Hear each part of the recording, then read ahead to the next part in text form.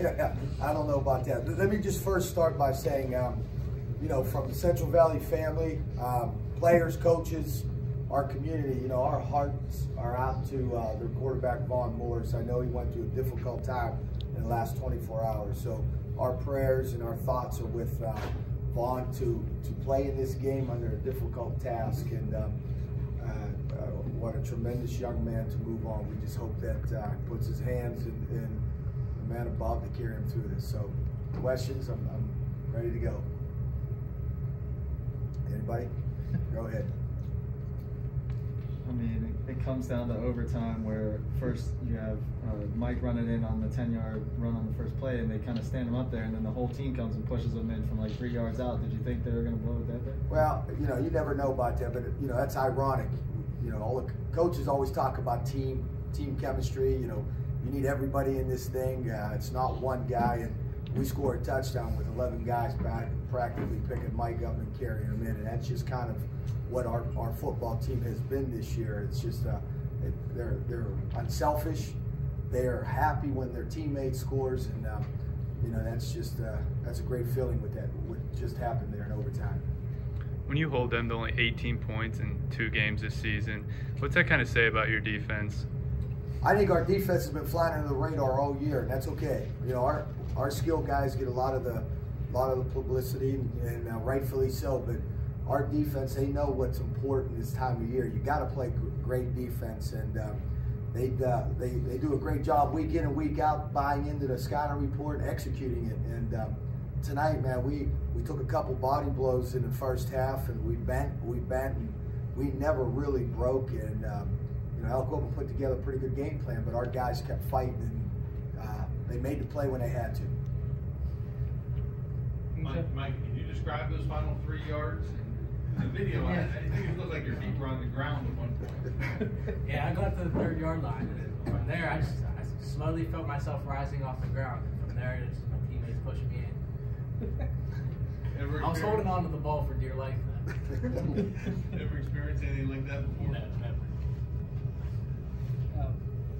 Hall, he had 2 big interceptions in the 4th quarter. Then he leads the charge here on the 2-point conversion. Yeah. Can you tell me about? Yeah, you know, Steph does a great job playing over the top in our coverage, and he does a good job tracking the ball. And I know he was pretty upset they got the first one when they scored there right before the half. I think he was kind of being tough on himself going to the locker room, so he wanted to do everything he can to make up for it. And he did, and then, you know, that their 2-point play was just, again, a host of our defensive players just running to the ball. And you know, they have that motto that play the next play, give yourself a chance, put your hand in the dirt, line up, and play the next play. And they were ready for that play, obviously, and that just goes to show you the heart those guys have playing defense.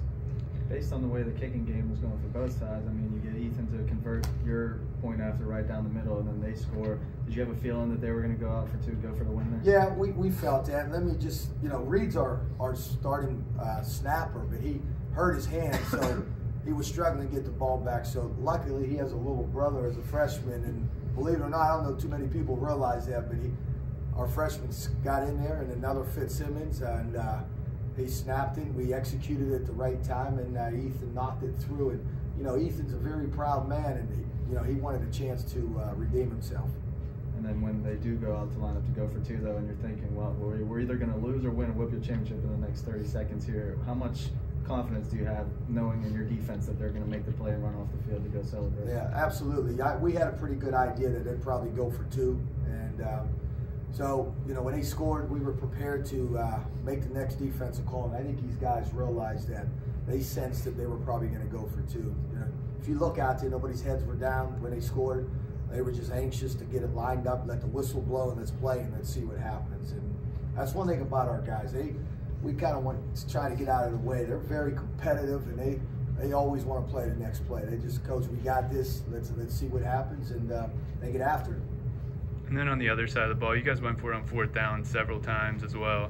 What does that say about your confidence for your offense? Yeah, listen, we have playmakers on that side of the ball, and sooner or later you got to make a play. You got to allow them to make a play, and we were limited in our touches. I believe we only ran maybe 9, 10 offensive plays, if I'm accurate at that, in the first half. So that's not us. We had to try to get more touches. Had to get in some rhythm. So I just felt that let's put the ball in our athletes' hands and let them make plays. And you know, we trusted. Amir might not have his best or biggest game stats-wise, but some really big plays like on that fourth down that you called on your own side of the field, where him extending plays, beating the rush, and breaking out the tackles to find guys down the field. What can you say about his performance just as a junior and coming back next year and probably going to be even better? Yeah, obviously, you know, everybody wants to look at the numbers, and sometimes from that position, it's not always about the numbers. It's making the play when it's needed to and it presents itself. And there were a couple key plays that he had extended. There's a couple key plays that he had to kind of keep the ball, make sure somebody broke over. He did that. He extended the play, and he's really learned to do that and not to rush things. But again, I thought our offense the whole time just kept plugging away up front. You know, these guys let him up front. I thought Jalen Ray here ran some tough yards. One thing you got to do against Aliquippa, you got to invest in those 4 or 5 yards. You got to earn those tough yards, and he understands that. He understands how to lower his shoulder. Jalen, there was one carry there where I think he ran Carl McBride over. It looked like he reached out and tripped you with his legs there. Otherwise, you probably would have scored. I didn't see you complain or anything about it. You just get back up and go right back to the huddle. But I mean, there was a bunch of big runs on that drive that you had. Did you feel like you were kind of sparking the offense by finishing those runs with that physicality? Not really. I was just trying to spark something for the offense. You know, try to make sure we get more opportunities. And I was just trying to score. Being honest. For any guys, could you just explain the emotion, the feeling of coming here and playing today? Never felt anything like that. Nothing better. First championship for all of us. All of us. I think that answers it, doesn't it? Yeah. It's just unbelievable to see all the work we put in just for be able to win the title with all the goals out there. How much sweeter is it to beat a team with the most Whitfield championships with a legacy like Aliquippa, hearing all the talk that, oh, those last 2 times were just a fluke, to be able to do it now 3 times in a row with everything on the line in Heinz Field? Fueled us. All that talk fueled us. But then again, at the same time, you gotta know how to block all that talk out at the same time. I feel like some teams are like scared of quit, like because of their legacy, how many Whitfields they win, like their record at home and all that stuff. We just don't care. We just play the game. Yeah, play them like they're no other team. Treat them how we do week in, week out with every team. Practice the same way. And we've been playing these guys our whole life. We just know we got to come out and play physical. It's hard, tough football. You know, these guys will tell you they respect them. You always need to respect your opponent, but they don't fear them, and they're not in all of it. And you know, my hat's off to that program. But these guys, when this all settles in hopefully in another 3 weeks, 4 weeks, and we reflect, we've done some tremendous things. We're not ready to reflect yet, but you know, beating a deep team twice, beating Aliquippa twice in the same year, once at their place, you know, that's a great feat. I don't know too many teams that can say that. But as you heard these guys, they're confident. Again, you know, they talk about respecting them, but they don't fear them. And we talk about, you know, ignore the noise, those types of things, and they do. They're really detailed, focused, and they're locked in. I've used that word a lot. They're locked in at practice and throughout the week. Can you guys talk about the focus that y'all had at halftime to change the tone of the game, come out and say you had to just change the momentum, flip it so that you guys could make the push that you did? You know, we definitely got down a little bit, you know, that last second touchdown they had, but we knew we had the ball, and we didn't try to get a tough drive together to get on the board. Just had to keep our heads up and let everyone know it's only 6 points. It's still a close game. We go out there and do it. Like you said, it's basically 0-0. You know, it's just gotta come out there and play hard, just like the game just started. That's just what it came down to. Yeah, whenever you guys have everything go as well as it did the first time you played them, till 45 up, you go into halftime to 0. Is there like any type of conversation at halftime about how you guys can come out and get some points against them? They definitely came to play. I think the first time we played them, they was not expecting that whatsoever. I think this time they were way more prepared. You know, like Coach Mark said, we had 9 or 10 plays, so it's pretty hard to score. Yeah. But you know, they were running the clock, long play drives, and we knew just how to get on the board.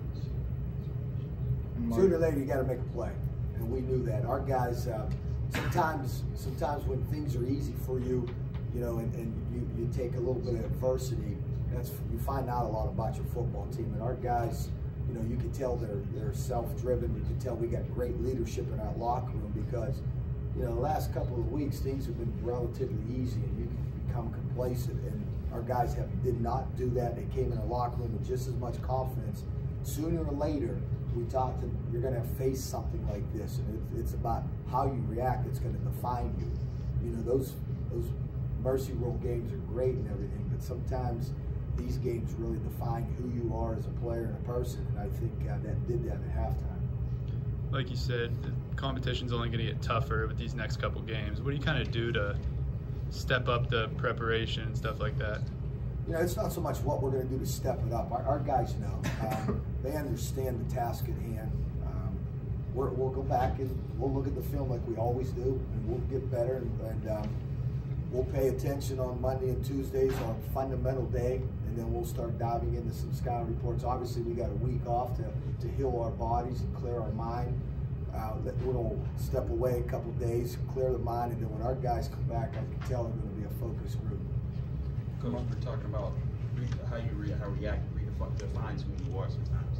You had Hall reacting. What about also the kicker, Ethan Ott, missing the kick early, keeping his head up, and making sure that he was able to help put you guys at the top? Again, another young man who's very confident, and you know, my hat's off to Ethan. Sometimes I'm not good for kickers. I'm gonna be the first to tell you. I don't know what too many head coaches are good for kickers.